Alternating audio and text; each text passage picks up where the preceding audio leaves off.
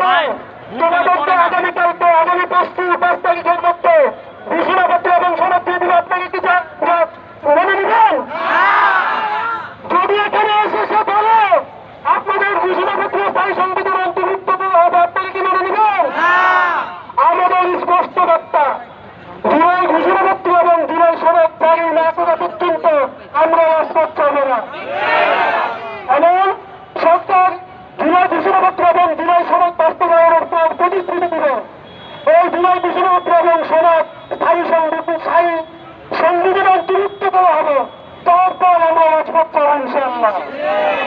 আমাদেরকে প্রশাসন থেকে বলা হচ্ছে কিছুক্ষণের মধ্যেই একজন উপদেষ্টা আসবেন আমাদেরকে সান্ত্বনা দিতে। 1 বছর ধরেই তো সান্ত্বনা দেখেছি, আর সান্ত্বনা দেখতে চাই না। কোন নিয়মিত কাজ হবে না যতক্ষণ পর্যন্ত জুলাই ঘোষণাপত্র সনদ বাস্তবায়ন করা হবে, ততক্ষণ পর্যন্ত রাজপথ চাইব ইনশাআল্লাহ। এই দল আমাদেরকে রাজপথ থেকে দাঁড়াতে পারবে না। হাসিনার বিলেট আমাদেরকে রাজপথ থেকে পিছপা করতে পারে না। সুতরাং আপনারা মনে করবেন না বৃষ্টি হচ্ছে, আবহাওয়া ভালো না, তারা একটা সময় হয়তো চলে যাবে। প্রকাশ্য নিরাশ করছেন, আমরা যোদ্ধা, আমরা আলমপুরা, আমরা জীবনের মায়া ত্যাগ করে এসেছি।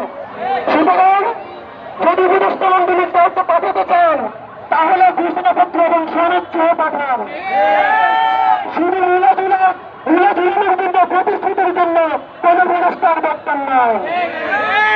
আমি আশা করব আপনারা কোন উপদেষ্টাকে যদি আমাদের কাছে পাঠান তাহলে উপযুক্ত জুলাই ঘোষণাপত্র এবং জুলাই সনদ নিয়ে পাঠাবেন। জাতির সামনে ওই উপদেষ্টা এটা পাঠ করবে এবং এটা রাষ্ট্র প্রতিষ্ঠিত হবে, তারপরেই আমরা আমাদের আন্দোলন প্রত্যাহার করবো ইনশাআল্লাহ।